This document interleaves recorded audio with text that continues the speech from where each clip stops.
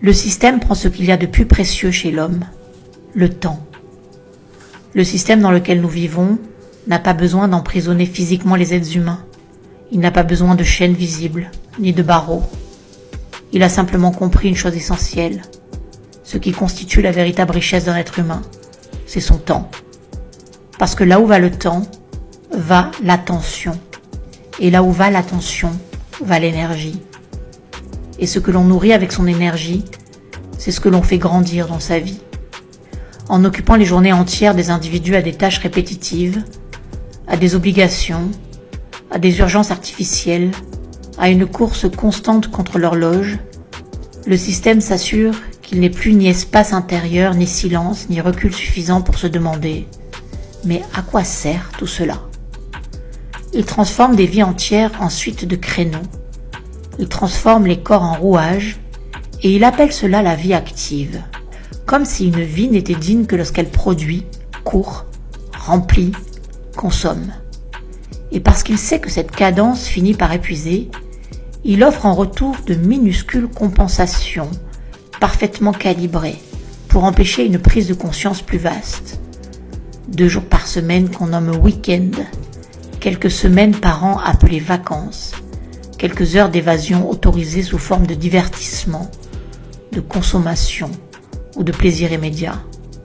Mais ces espaces-là ne sont pas conçus pour régénérer l'âme. Ils sont conçus pour maintenir l'illusion de liberté, pour que l'individu vidé de lui-même ne remette pas en cause le cycle. Au lieu d'un véritable repos, on offre du bruit. Au lieu d'un silence habité, on offre du spectacle. Au lieu d'une reconnexion à soi, on offre une fuite organisée, formatée, accessible, ludique, mais vide de sens. Et pendant ce temps-là, l'essentiel s'échappe. L'être humain sent que quelque chose lui manque. Il le pressent confusément. Il cherche à remplir ce vide, mais les solutions qu'on lui propose ne font que l'éloigner davantage de lui-même. Ce n'est pas d'un nouveau loisir dont il a besoin. Ce qu'il cherche, sans toujours le formuler, c'est le sens. Il a soif de sens, cet humain.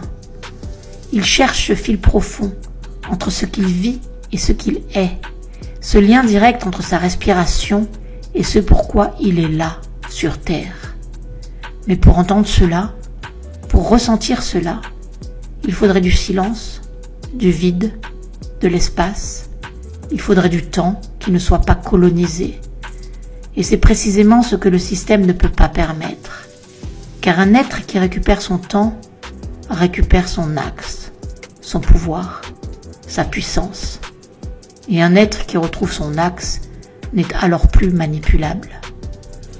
Le véritable enjeu aujourd'hui n'est donc pas simplement économique, il est existentiel.